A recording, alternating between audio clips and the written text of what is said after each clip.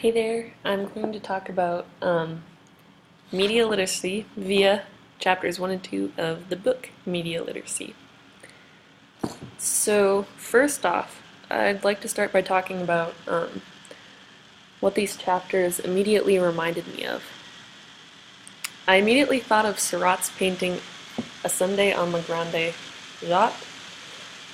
It was painted in 1926. So long before a lot of the media we think about came about. You can see it right here. First off, he uses divisionism, which is a form of pointillism, which uses the same method as the digital pixels do on a TV screen to show color. So you use basic colors like yellow, red, and blue, and he would put them close to each other enough that they'd look like real life colors when you looked from far away. And that's very similar to what our TVs use now. They have pixels that are, I believe it's blue, red, and green now, but it's a very similar idea. So that automatically made me think of technology. So you'll notice all the adults in the painting are standing still and only the children and animals are moving. They are the only ones that have movement to their body. You can see that they're not interacting with each other, they're just absorbed in their own worlds, even though they're very close together. Even this man and woman who are standing together aren't really interacting with each other. It's really not hard to picture each one of them with a phone or computer. When I saw this painting, I automatically thought I'd seen scenes like this in real life. We cannot possibly absorb all the information we come in contact with, so we automatically process the information to absorb only the material that we're programmed to pick out. This is kind of what chapters 1 and 2 are talking about.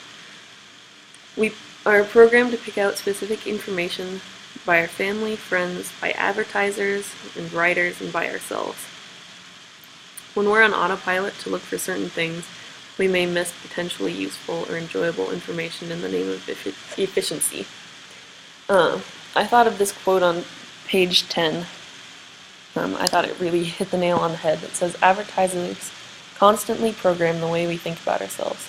Advertisers program an uneasy self-consciousness in our minds so that we are on the lookout for products that will make us look, feel, and smell better. This immediately reminded me of the social media war that is body image. Sometimes media on both sides, even the well-meaning media, causes us to gloss over issues of importance like health and healthy self-image. We think that we're fighting the evils of media when really we're just scouring the internet for permission from the media to be who we already are.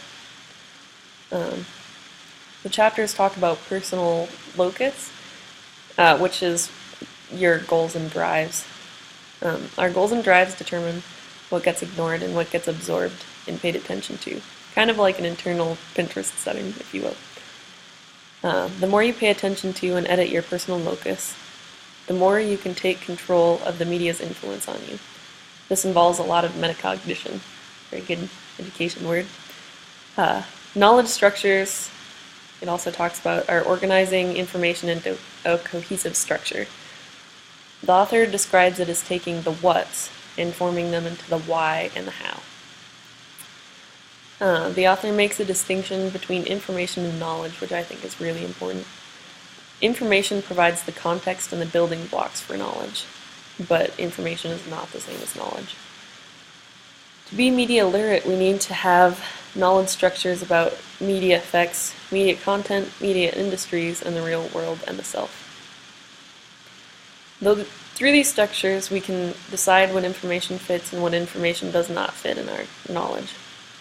I appreciated that the author took a multifaceted view of media and didn't condemn it all as bad. The author stated that students today are better at writing more personal, creative, and concise. They're skilled at managing impressions, organizing thoughts, and persuading their readers. I agree with the author that there's lots of good and bad media, and we have to be open-minded about all of it and take it in carefully. That's all I have. So I'll see you next time.